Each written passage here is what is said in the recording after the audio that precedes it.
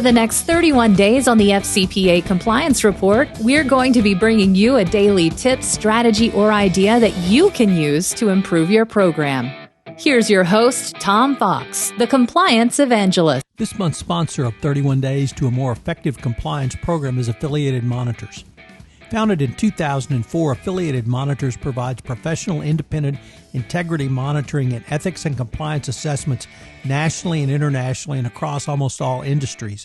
With its knowledge of effective ethics and compliance programs and cultures, Affiliated Monitors is respected for its work as the corporate monitor on matters ranging from multinational corporations to small and mid-sized companies and even individuals.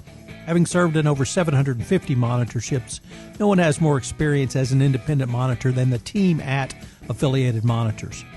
For more information on how an independent monitor can help improve your company's ethics and compliance programs, visit this month's sponsor, Affiliated Monitors, at www.affiliatedmonitors.com.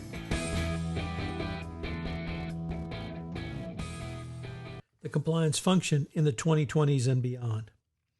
So in today's episode, I want to take up some of the topics I think are going to be critical for the compliance function going into the 2020s and beyond. Number one, compliance convergence. In 2019, there were three significant releases of information by the federal government which directly impacted compliance professionals. Two came from the Department of Justice and one came from the Department of Treasury. The DOJ Criminal Division released its Evaluation of Corporate Compliance Programs guidance document, the 2019 guidance. Of course, that's been superseded by the 2020 guidance. OFAC from the Department of Treasury, the Office of Foreign Asset Control, released the framework for OFAC compliance commitments, providing guidance for entities seeking to comply with sanctions through a sanctions compliance program. And the Department of Justice Antitrust Division released its Evaluation of Corporate Compliance Programs and Criminal Antitrust Investigations, antitrust guidance. These three documents go a long way in cementing the need for robust and effective compliance for corporations. More importantly, they all point towards a growing trend of compliance for every corporation. The 2020s will be the decade where we move from compliance, anti-corruption compliance, antitrust compliance, trade sanction compliance, anti-money laundering compliance, data privacy and compliance to simply compliance. All compliance programs have about the same 8 basic elements, so every company needs to simply understand this and put a program in place to follow those. And of course, every compliance program should prevent, detect, and then remediate. 2, public-private partnership in the anti-corruption fight. Over the past several years, the Department of Justice has gone very far towards laying out real incentives for corporations to help in the fight against the international scourge of bribery and corruption by providing solid and significant credit for self-disclosure, cooperation, remediation, and reimbursement of ill-gotten gain. The 2016 pilot program was based upon the foundations laid out in the 2012 FCPA Resource Guide.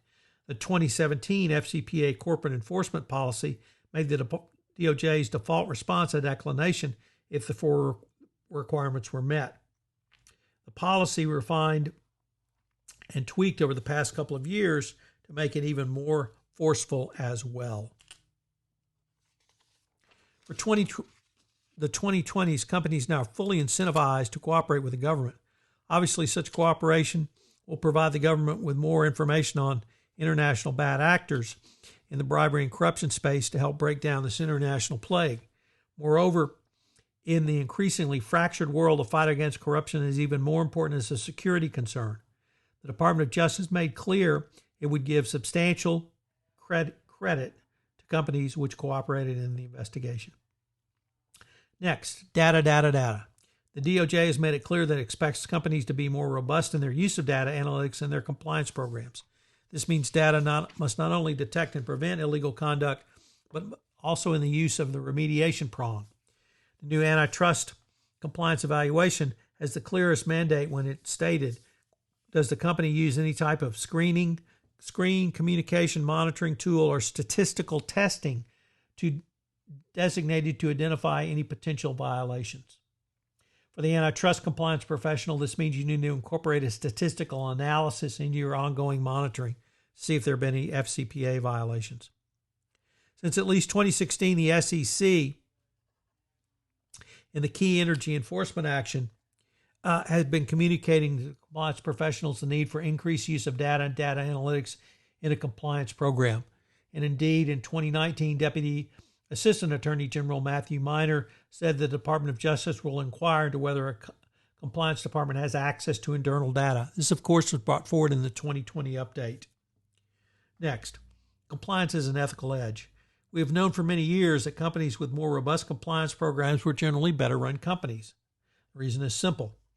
Ethisphere drove this point home in 2020 with its list of world's most ethical companies, which found over the past several years that they had outperformed their peers in the S&P Large Cap Index by an average of 13.5%.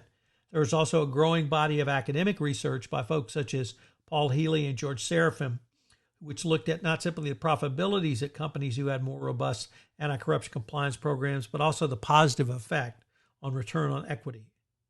The academic research and other case studies demonstrate that effective compliance programs equates to more efficient business processes, leading to greater profitability. As senior business leaders come to understand this message, they will properly see compliance as a business process, which can be analyzed and improved through continuous improvement to make companies more efficient, run more efficiently, and at the end of the day, more profitable. These companies do not make money because they have a better heart. They are more profitable because they are better run. Finally, all of this ties back to the requirement of the DOJ for continuous monitoring and continuous improvement of your compliance program. So what are today's 3 key takeaways? Well, number 1, it's compliance convergence. All compliance will come together. Number 2, connect your compliance dots. And number 3, it's all about the data. Hello, everyone. This is Tom Fox. I'd like to thank you again for joining me for this episode of 31 Days to a More Effective Compliance Program around business ventures. And I hope you will join me for our next episode tomorrow. Also, I'd like to shout out to our sponsor, Affiliated Monitors, for sponsoring this month's podcast series. This podcast series on 31 Days to a More Effective Compliance Program is a production of the Compliance Podcast Network.